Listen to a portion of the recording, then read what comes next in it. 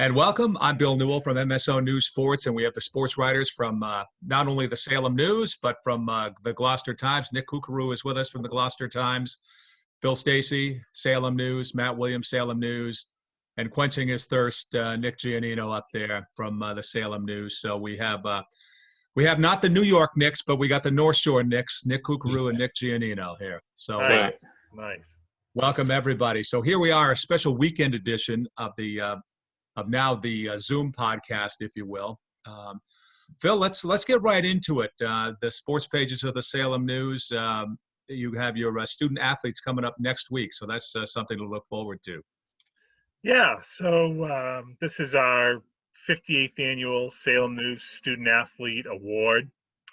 It's certainly going to be done a little bit differently this year than we've done it in the past. Traditionally, we get the nominees from each of the schools that we cover in our coverage area. There's a new school this year, Salem Academy, that brings it up to 15.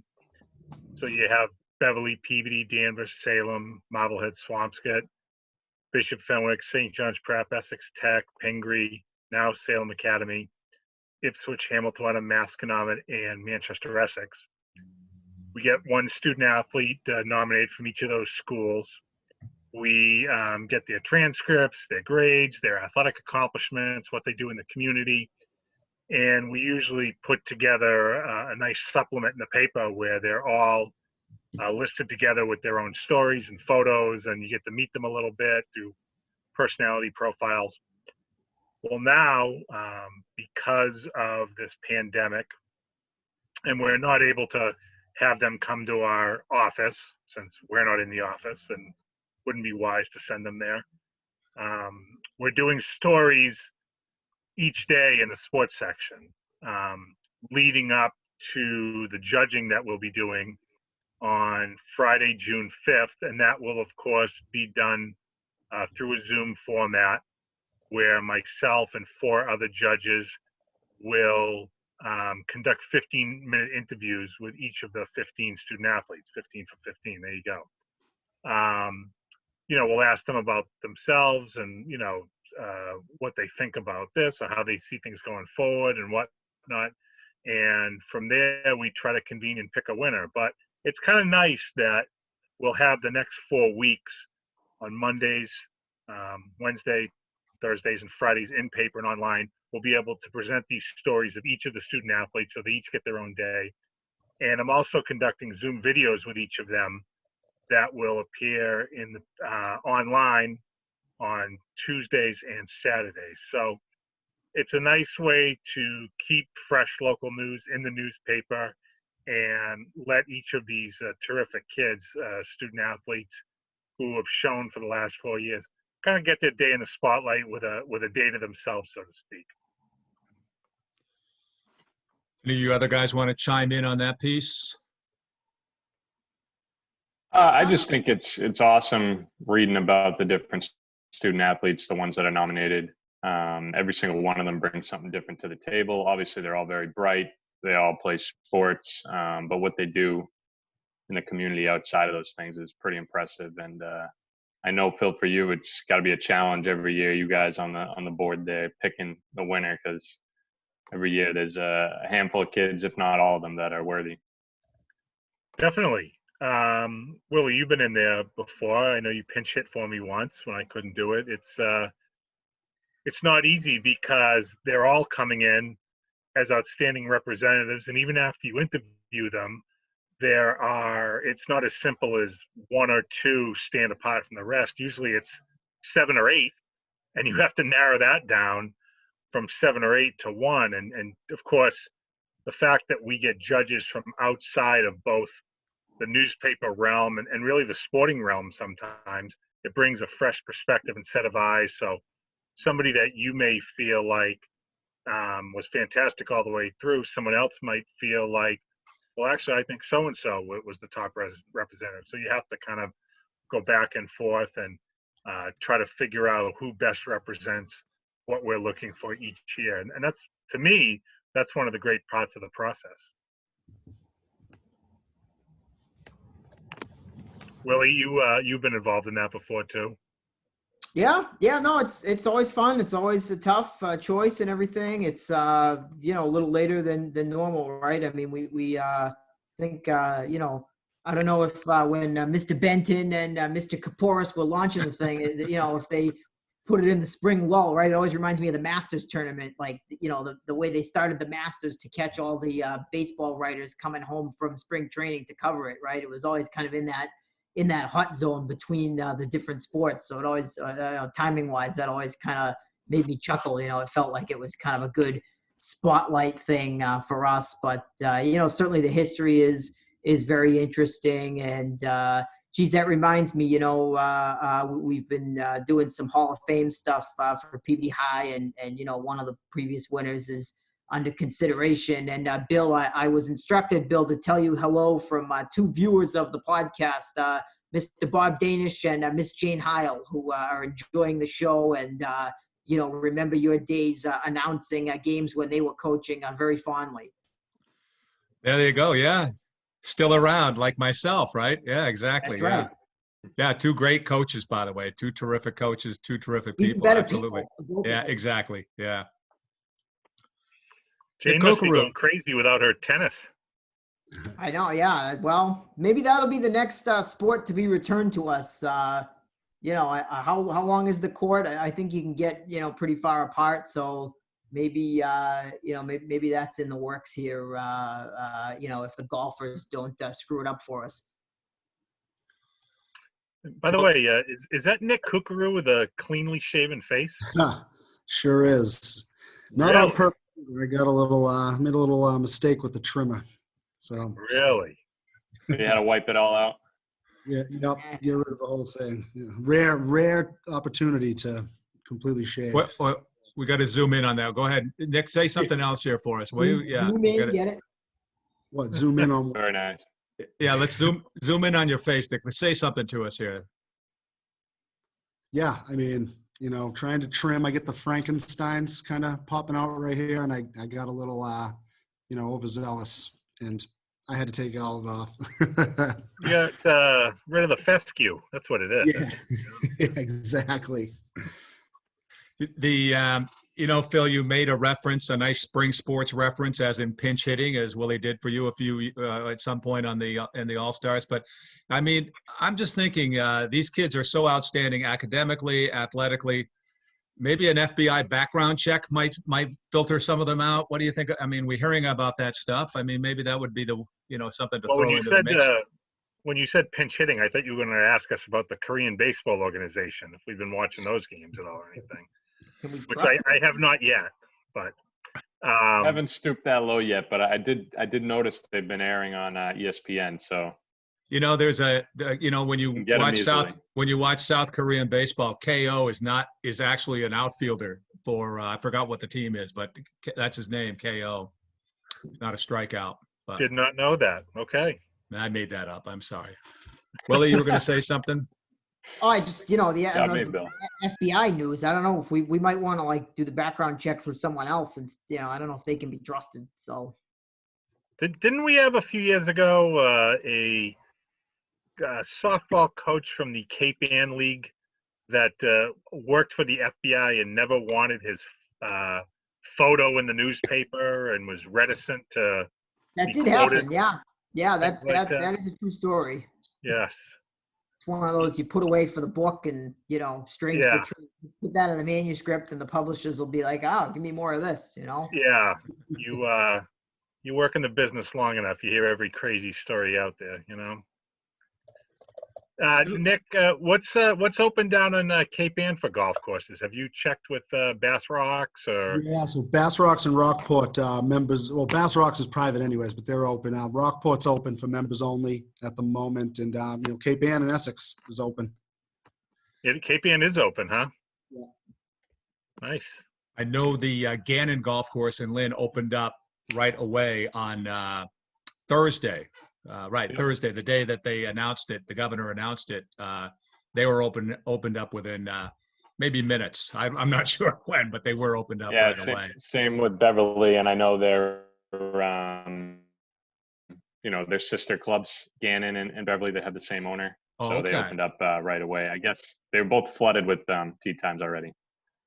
Yeah. I saw as you can Ipswich imagine. Country Club online saying that they had a ton of people inquiring about tee times and all. Do we have some golfers in this group here? Any of you guys? Nick? I'm a Nope. golfer. I'm sorry. Yeah, That's enough Nicks. Yeah. Okay. I'm a golfer, so to speak. Well, you play a ton. Yeah. I might play a ton, but my game doesn't get much better. But yeah, no, I'm looking forward to getting back out there. What are your thoughts if you take aside the fact that people want to get out and they want to enjoy the nice weather and they want to be active and all? Do you feel like all the safety measures that are in place are enough and will help, stop any type of spread there may be or whatnot?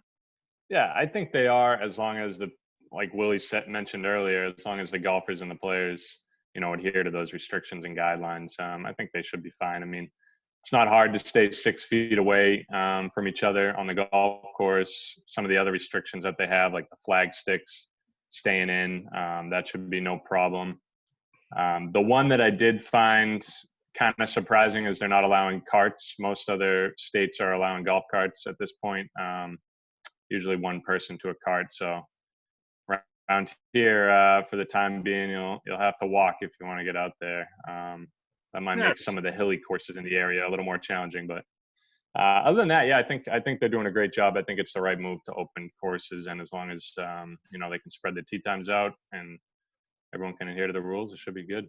But one of the things about golf is the protocol is to stay. You got to stay at least 6 feet away from everybody. I mean, Nick Kukuru, if you were putting, I would not be 3 feet from you. You know what I mean? That would be wrong. If you were teeing off, I would be wisely 10 feet or more way behind you if you're teeing off. You know what I'm saying? It would be, it's by design. You're pretty well spaced in golf, except, as I said earlier once, the 19th hole could be problematic, I believe. Yeah. Yes. Very true. And there's no restaurants, none of that open. So yeah, there's no carts driving around offering things or anything like that, right? No, I don't think so. It seems like pretty much you pay over the phone, you show up, they send you out. When you're done, you go right to your car and leave. It's pretty much the extent of it. But sounds like get golfing around in to golf. Russia. Yeah, I was right. thinking the same thing, really. Yeah, exactly. Yeah. Play the Gulag Country Club or something, What is this, a prison camp? Yeah. That's what it must have been like in prison camps. Would you say, Phil? I mean, no, I would think so. Yeah, that's not right. That's not right. I know. Nick, I want you to go out there and see if you find anybody using golf balls with Putin's face on it. That'll really be a story. All right. Well, I mean, on another front, though, I mean, there must be. I mean, you guys are tuned into it probably more than I am, but all the industries related to golf, everything's got to have been on pause. I mean, you know what I'm saying? The merchandise sales and so on. So it's been a tough lost month or 2 months for people, because if you're a real golfer like you are, Nick, you're gearing up and ramping up. And if you ever thought about getting more clubs or new clubs or equipment, you would have done it a month or two ago, really. Well, it's funny actually that you say that, Bill. I was cleaning my clubs the other day. They hadn't really been dusted off in a little bit. So I cleaned them. They're about 12, 13 years old, but they still get the job done. I'm not really in the market for a new set yet, but I was looking at the grips and they were brutal. Like, I don't know if I could, hang on to the club getting out there, swinging those irons. So I might have to get them re-gripped, and that's going to be a challenge. I don't know who's open to do that or if courses are offering that right now, but we'll see. Might have to bite the bullet for a bit.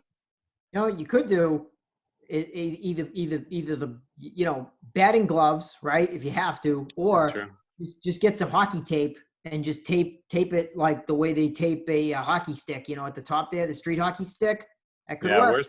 Worst comes to worst, I might have to try that. That's not a bad idea. Fail safe. Look on or YouTube. Go with the double gloves. The pine tar for your golf club. There you go. Not a bad idea.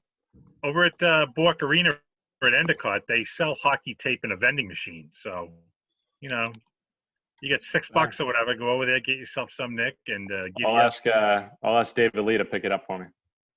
That works. Yeah. Hey, you know what would be really great with the golf courses open?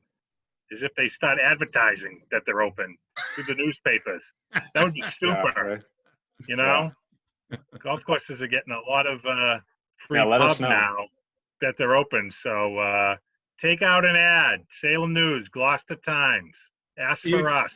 Yeah, we're on MSO News Sports. I mean, here's our website. Here's how you do it. You click on this. Boom, boom, boom. Right. Absolutely. Yeah. Get Email out of the rough. Crazy. And, F. Stacy, P. Stacy at salemnews.com. Yeah. Yeah, exactly. Hey, Yeah. how about that Patriots schedule? What do you guys think? According to the stats or whatever, they're supposed to be the most challenging schedule in the league. I don't know what you guys think, but what's that based on anyway? Like last year's records and predictions this year? I mean, how do they really do that? I thought they spread it out nicely. At least they don't kind of have any brutal stretches. It seems that the good teams and the bad teams are kind of pretty well spread out. 13-3, they'll be fine. Did you Depends guys on see? the quarterback play for me, but I got some tough. I mean, the home road splits don't seem to be favorable. I mean, like there's a bunch of games in other stadiums that they might lose, that they might win in Foxborough. Like having to go to Houston again where they lost last year. Seattle, that's a tough place to play. Kansas City, some of those games if they were here might be easier to win. But if there are no fans, does that negate, say, like the 12th man in Seattle or the noise in Arrowhead, that kind of thing? I think it's going to be harder actually, because I think they were talking yesterday that they might have to do same day travel for some of these games too. So like I think you're going to see a real home field advantage if that's the case. Like so in other words, it's not safe to fly out on Friday and post up in a hotel for 2 days or whatever. So you're actually flying out on Sunday and like having to sleep on the plane or stretch out or something. I don't know. That's a whole wrinkle that could be like really a lot harder to win on the road. So say you fly out of Boston or Providence at 6 a.m., get to Kansas City at 8, and then just go right to the stadium and stretch. Oof, that'd be rough. Yeah, that's how they used to do things back in the day before, they had all this money for hotels and stuff. I mean, some colleges, I don't think any college football teams still do that, but they do for basketball and hockey, same day travel. And, hey, that's how the other half lives. Yeah, But in terms of the fans too, don't half these stadiums like pump noise into the stadium anyway? I don't know. I would just up that a little bit. Might still have the same effect. But it should be an advantage for the Patriots, right? Because Mr. Kraft has those luxury airplanes there. It's not just a paint job. I think the inside is pretty nice too. A lot of folks may not realize that teams, either college basketball teams, college football teams, and obviously the pro teams, they all leave at least a day before because of television. They just don't want to take any chances on travel of not having the team show up in the past. So, they all travel, a day ahead of time. And as you were mentioning earlier, that in football they may go, I don't know, maybe they do go a couple of days ahead of time. But yeah, that would be a big change for the way they do business in football for sure. If they go travel same day, going to New York wouldn't be that much of a problem, or Philadelphia places. Do we think they'll start the season on time? I mean, this schedule release is all well and good, but will it be deemed safe for them to play? I mean, I certainly hope so, but you don't know. And they said, I guess, Goodell said, if they have to, they'll move the games from the beginning of the season to the end, pile it on, and just push the Super Bowl back. Is that what I heard? So you're talking about like regular season games into January? So basically like say by the their first game is scheduled for the 13th of September. If they're not ready by that week, but they can get going a week later, then that Miami game would get pushed to the end of the schedule. That's what I'm hearing. What if and so if anyone can do it, it's the NFL. They got I think a bit of a wiggle room. I'd say at least a month of wiggle room, which is right. Good.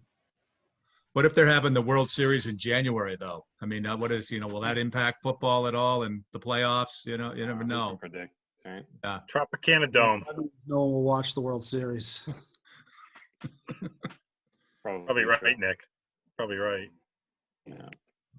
All right, any of you guys, let me ask you this, as our final 3 minutes here on the Zoom.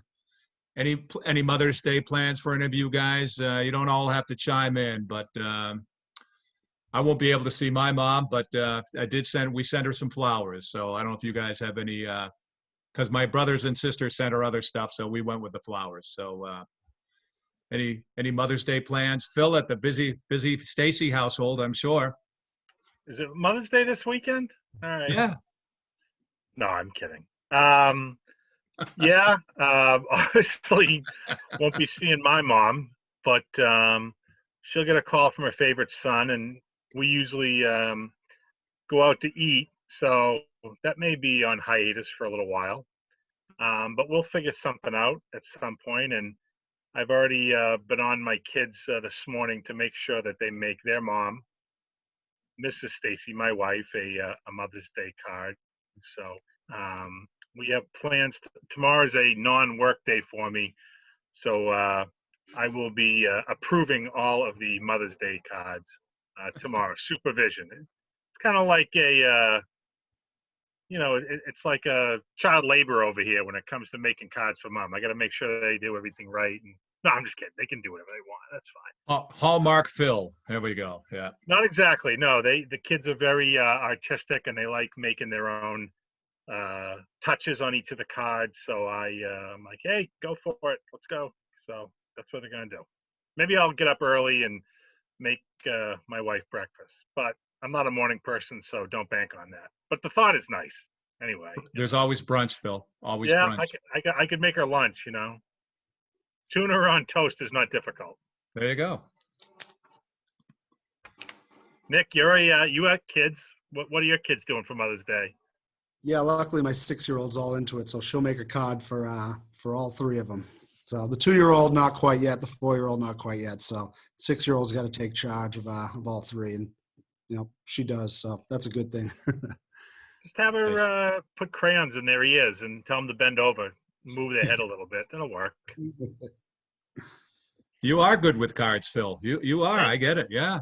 Yeah. You got to think outside the box, Bill. Yeah. That's what it is. As long as it's unique. Yep. Yeah, I'm just going. I'm gonna do the old drive-by, my parents' house. There. Like you do every year. Is that what you're saying? Getting used to it at this point. No, but if it's nice enough outside, I'll sit outside with her for a bit. Social distancing, of course, but we'll see how it goes. Anytime with the mom is good time. That's a whole different meaning in it's that overused phrase, the times we now live. Guy driving by a house, doing a drive-by wearing a mask. Right. Yeah, it's a little different now. Yeah.